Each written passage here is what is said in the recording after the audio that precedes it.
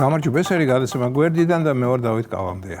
გადაცემა თავისუფალ სივრცეში მოусმინე მურმან დუმბაძესთან წამყვანის დიალოგს და წამყვანის შემეცოდა. რა ძნელია წამყვანობა, მეგობრებო, ძნელია. არა მხოლოდ იმიტომ, რომ გადაცემისთვის უნდა იყო მომზადებული რესპონდენტის ასავალ-დასავალი იცოდე და ისეთი კითხვებიც მოამზადო, რომელზედაც რესპონდენტს პასუხი ექნება, ან არ ექნება. არასდროს მინდოდა ამ განხრით მემუშავა, რადგან ასეთ პასუხისმგებლობას ჩემს თავზე ვერ ვზიდავდი. რაც თავარია, რიგ შემთხვევაში ვერ შევიკავებდი თავს, რომ რესპონდენტისთვის არ მეუხეშა, არ შემომელანძღოდა, არ გამეგზავნა რუსკი კარაბლის კურსი და ასე შემდეგ. უსმენდი და უყურებდი თავისუფალი სივრცის წამყვანს და ფიქრობდი, საომეთკი, აი იმ ბოდვას, რასაც მურმან დუმბაძე აფრქვევდა, როგორ შეიძლება გაუძლო და არ გადაიხარხარო, ან რამე უარესი არ გააკეთო, არ დავაკონკრეტებ რა. და იცით რა მომივიდა თავში? მომივიდა ის, რომ რამდენად შეზღუდულია დღეს ჩვენი ოპოზიციური სპექტრი, რომ გონიერი, ნიჭიერი, აზრიანი ადამიანი იქ ვერ მოიძებნა. დიახ, გადაცემების წამყვანები ალბათ იზოლებულნი არიან სხვადასხვა შეხედულებების ადამიანები ალაპარაკონ მიკერძოებულებაში და ცალმხრივობაში, რომ არ ჩაეთვალოთ. ეძებენ და ვერ ჰპოვებენ სათანადო მოსაუბრეს. ამიტომაც მურმან დუმბაძეების ნაირებთან უწევთ ლაპარაკი. არა მეგობრებო, ასე ცხოვრება არ შეიძლება. ასეთი მოწინააღმდეგის ხელში ქართული ოცნება მუდმივად დარჩება ხელისუფლებაში. მე ოცნების ამორჩეველი ვარ და უნდა მიხაროდეს, რომ წესიერი და ავტორიტეტიანი მოწინააღმდეგე მას არ ყავს, მაგრამ არ მიხარია.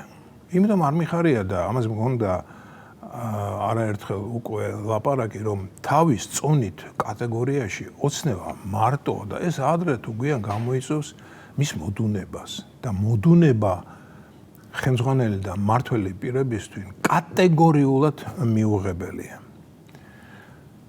ჯერჯერობით ის მდგომარეობა არ გვაქვს ქვეყანაში მოდუნების დრო, რომ ჰქონდეს ოცნების მაღალ ჩინოსნებს. აი, როდესაც ნორვეგიას ავით, ან შვეიცარიას ავით, მდიდარი და სუვერენული გავხდებით, მაშინ შეიძლება ხელისუფლება მოდუნდეს, ისიც გარკვეულ დონემდე.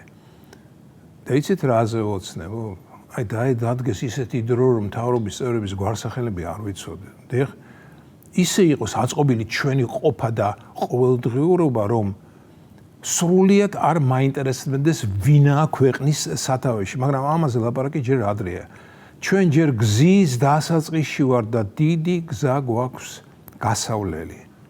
აფსოს არც ბუნებრივი აირი და არც ნავთობი რომ არაა ჩვენს მიწაზე, თორემ ამ გზას კეთილ დღეობისკენ ხომ გაცილებით სწრაფად გავივლიდით და ავშენდებოდით. თუმცა არც ესაა ფაქტი, რომ ავშენდებოდით. აგერ ვენესუელას მაგალითი, რომელსაც იმდენი ნავთობი აქვს, როგორც არც ერთ სხვა ქვეყანას და ხომ ხედავთ რა ბედკრულ მდგომარეობაშია. არა, ნავთობი და ბუნებრივი აირი ალბათ კარგიცაა, რომ არ გვაქვს. სამაგიეროდ მეზობლებს არ შურთ ჩვენი და არ აპირებენ ჩვენს შეწუხებას. გესმით, რასაც გულისხმობა.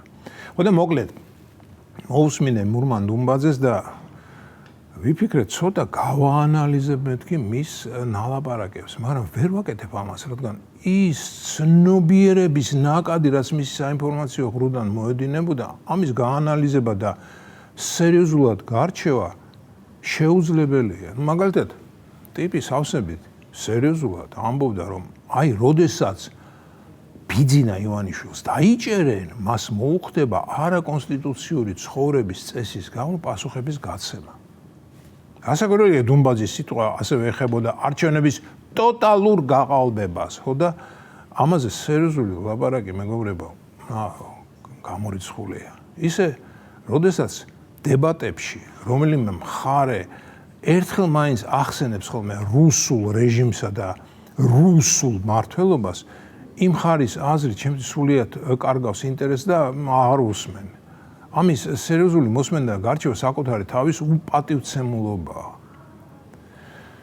და აი აქ მე ვსვამ თავარ კითხვას, სად არის ოცნების ღირსეული მოწინააღმდეგეები? რატომ არ გამოჩნდა ამდენი ხანი ასეთი ადამიანი პოლიტიკურ ველზე? რა არის ამის მიზეზი?